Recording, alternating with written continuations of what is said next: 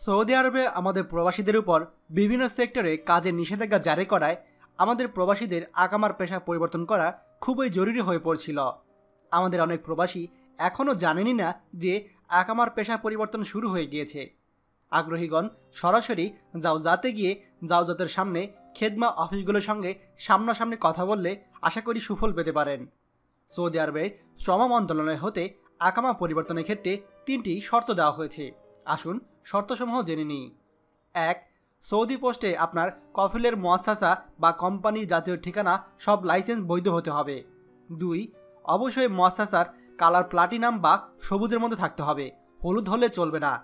3. এই পেশা পরিবর্তন কোনো সৌদি নাগরিকের জন্য প্রযোজ্য হবে না।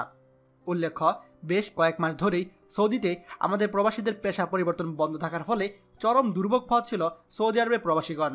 পেশা পরিবর্তন করতে না পেরে অনেকেই ট্রান্সফার, কাফালা পরিবর্তন, এমনকি ইকামা রিনিউর মতো কাজও বন্ধ ছিল।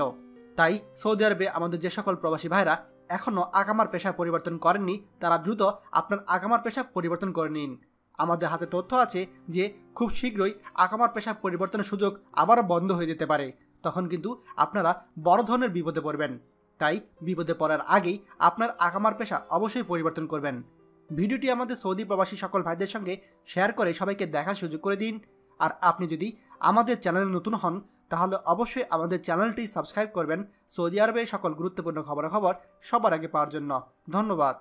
বাংলাদেশের প্রথম প্রবাসী নির্ভর ভেরিফাইড ইউটিউব চ্যানেল TJN24।